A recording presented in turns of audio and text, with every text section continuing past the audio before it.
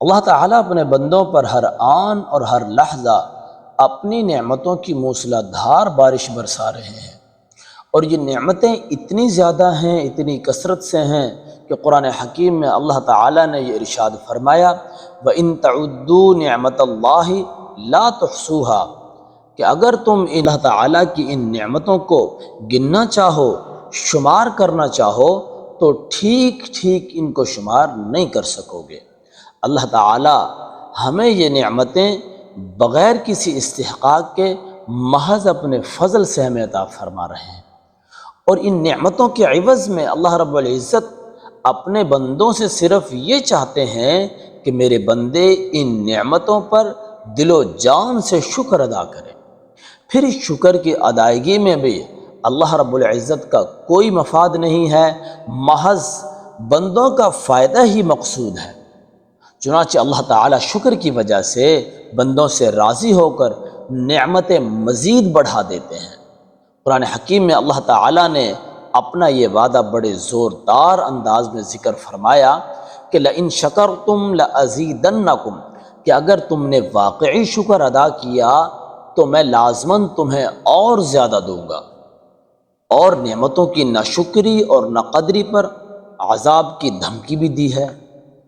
فرمایا وَلَئِن كَفَرْتُمْ إِنَّ عَذَابِي لَشَدِيدٌ، کہ اگر تم نے ناشکری کی تو یقین جانو میرا عذاب بڑا سخت ہے، میرا عذاب بہت بڑا ہے۔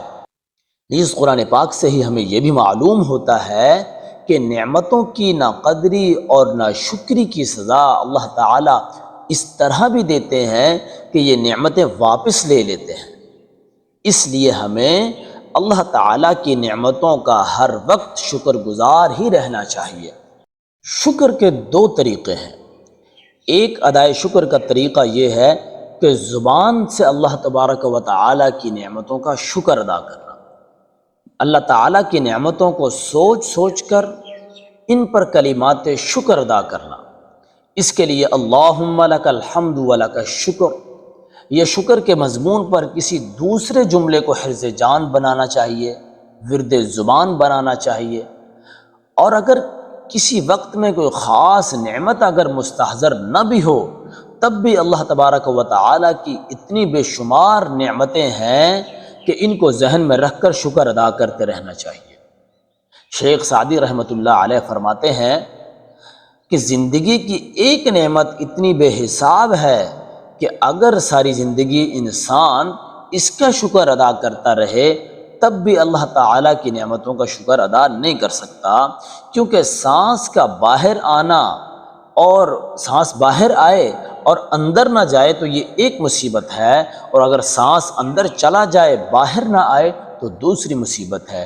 اس لیے اگر انسان صرف ایک سانس کی نعمت پر شکر ادا کرتا رہے تب بھی اس سانس کی نعمت کا شکر ادا نہیں کر سکتا۔ اس لیے ہر وقت اللہ رب العزت کا ان نعمتوں پر شکر گزار ہی رہنا چاہیے۔ اور دوسرا شکر کا طریقہ یہ ہے کہ اپنے عمل سے شکر ادا کرنا۔ عمل سے شکر یہ ہے کہ اللہ تعالیٰ کی ان نعمتوں کے جو حقوق ہمارے ذمہ عائد ہوتے ہیں ان حقوق کی ادائیگی کی پوری کوشش کرنی چاہیے۔ اللہ تعالیٰ کی ان عطا کردہ نعمتوں کے حقوق کی ادائیگی سے غافل رہنا ان نعمتوں کی ناقدری اور ناشکری ہے۔